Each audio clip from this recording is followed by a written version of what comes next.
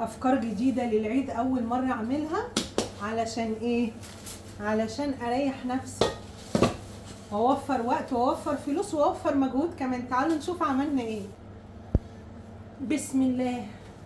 من ساعة ما عملت أفكار لف ورق العنب دي وأنا بطلت ألف ورق العنب بالطريقة العادية، طريقة عادية تاني لأ، بتتعب لي ظهري وبتضايقني وملل، وممكن أقعد 5-6 ساعات وأضيع اليوم كله على لف ورق العنب. فكرت إن أنا بقى أعمل الأفكار الحلوة دي. وكمان إيه الفكرة بقى الجديدة؟ إن أنا حشيت الخلطة بتاعت المحشي بخلطة كوارع تجنن تهبل يا جماعة.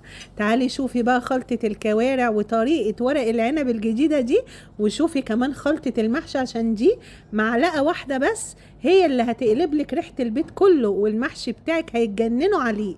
اول حاجه هنسلق الكوارع. جبت ميه سخنه بتغلي وغسله الكوارع دي كويس جدا. بروح نازله بيها كده وبنزل عليها حبايه بصل، حبايه طماطم، حبايه جزر، ومكعب مرق لحمه، وشويه كده من الفلفل الاسمر الحصى، وشويه من 7 بهارات، ورشه من جوز الطيب، ورشه من الحبهان. تمام، وملح طبعا. هغطيها كده ونسيبها تتسلق. يلا نعمل احلى واطعم تسبيكه محشي هتقلب لك ريحه البيت. معلقه كبيره من السمن البلدي، شويه من الزيت هيسخنوا كويس جدا.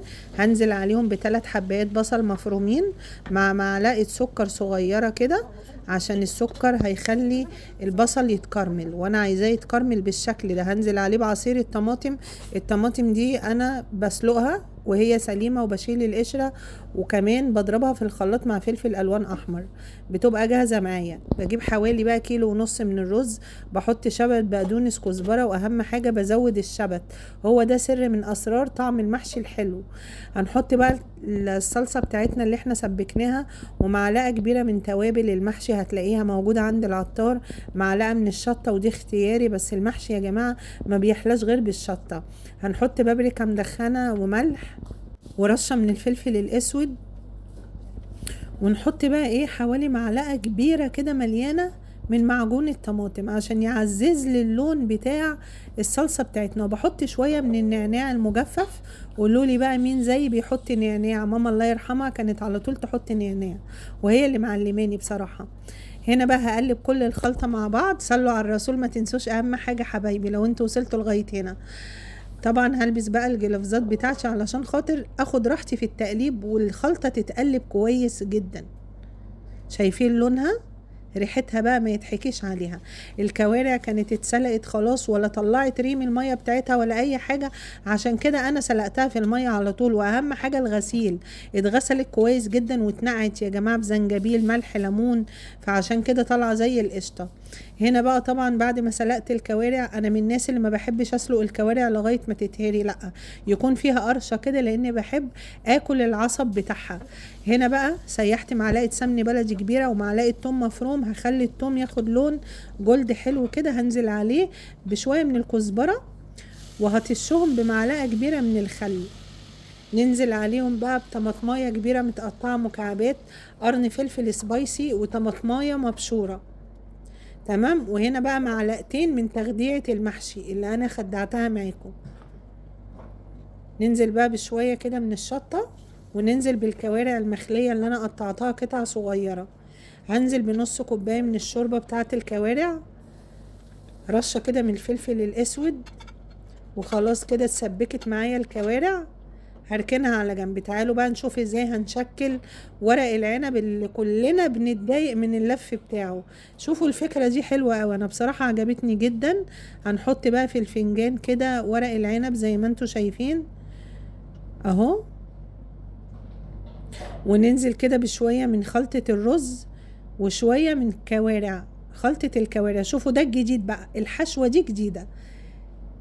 يعني ممكن طريقة الفنجان ممكن تكونوا شفتوها قبل كده، انا مش عارفة بصراحة، بس حتة ان انت تحطي كوارع مع الخلطة دي تركة جديدة قوي يعني. هنا طبعا انا فرشة في الصينية زي ما انتوا شايفين شرايح بطاطس ومكعبات طماطم وفلفل سبايسي، عشان لما تستوي بقى مع ورق العنب ناكلها كده وتتغمس جميلة قوي.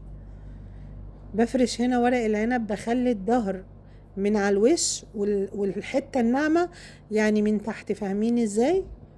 يعني اللي انا بحطه الحشوة اللي بحطها على الخشنة مش على الناعمة، زي ما بتحشي ورق العنب. زي ما انتوا شايفين بحط خلطة رز، بحط شوية من ورق من الكوارع، بعد كده بكمل بخلطة الرز. نعمل واحدة كمان، بحط كده ورقة العنب اهي، شايفين؟ شوية كده من حشوة الرز، شوية من الكوارع، شوية من الرز كمان، وبلم الورقة على بعضها كده اهي. شايفين السهولة؟ وعلى ايه؟ على شريحة البطاطس. تعالوا بقى نشوف هنعمل ازاي صينية ورق العنب اللي هي كيكة ورق العنب. هنعملها كيكة النهاردة. شرايح بصل، شرايح جزر، كان نفسي احط شرايح بطاطس بس نسيت الخطوة دي، ممكن انتوا تعملوها. زي ما انتوا شايفين بخلي ورق العنب الحتة الخشنة من على الوش كده، وبحط الورق داير ما يدور على حرف الصينية الاول بالشكل ده. وبعد كده بحط بقى ورق عنب في النص زي ما انتوا شايفين كده، بفرشه في النص، ما بخليش حتة باينة من الخضار اللي تحت.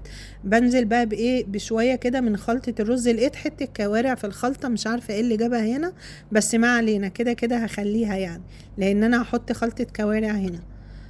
حطيت كده طبقة سميكة شوية من الرز، وهنزل عليها بقى بشوية من الكوارع، وهرجع اكمل تاني واحط طبقة كمان من الرز على الكوارع، بحيث ان الكوارع تبقى محشية في النص بتاع خلطة الرز. لما تيجي تقلبي الصينية هوريكي بقى هتبقى عاملة ازاي. نغطي بقى كده بورق العنب زي ما انتوا شايفين، وبرضو بخلي الخشنة من على الوش، بغطي لغاية ما بلف الصينية كلها، ما بخليش خلطة الرز دي تكون باينة تماما. يلا نحضر الشوربة او الخلطة اللي احنا هنسقي بيها المحشي. شوربة كوارع، وبحط معلقتين كبار من تغذية المحشي، ومعلقتين 3 كبار من دبس الرمان. غليت معايا بالشكل ده وسخنة اهي. بسقي بقى ورق العنب بتاعي كده، وبحط شرايح ليمون من على الوش. ويلا بينا بقى هنحط عليها طبق، علشان خاطر القطع بتاعت ورق العنب عايزة اضمن اكتر ان هي ما تفكش، فالطبق هيمسكها. هنسقي برضو الصينية كده من على الوش، وهنحط شرايح ليمون، وهعمل نفس الحركة بتاعت صينية ورق العنب اللي اتعملت بالفنجان. هحط بقى شوية زيت زيتون من على الوش، وهحط طبق برضو عشان يمسك لي الكيكة بتاعت ورق العنب. هنقفل كده الصينية بالورق الفويل، ويلا على الفرن نسويهم بقى. مش هياخدوا كل صينية، هتقعد لها حوالي ربع ساعة. طلعت معايا بالشكل ده. بجد حكاية يا جماعة، حكاية، ولا لزقت في الصينية ولا اي حاجة، واتقلبت معايا بكل سهولة. وبجد جربوا يعني، غيروا. الناس اللي مش بتحب تلف ورق عنب وبتتضايق من لفه يعني بتتعب زي كده، اعملوا يا جماعة الطريقة دي. طريقة حلوة قوي، سهلة ومنجزة، ومش هتفرق حاجة. كده هناكل الورق مع الرز، وكده هناكل الورق مع الرز، وبل بالعكس محشية في النص كوارع بقى بالخلطة. بجد حلوة قوي. ما تنسوش تعملوا لي كومنت حلو زيكم، ما تنسوش تعملوا لايك. استنوني الفيديو الجاي، جربوهم.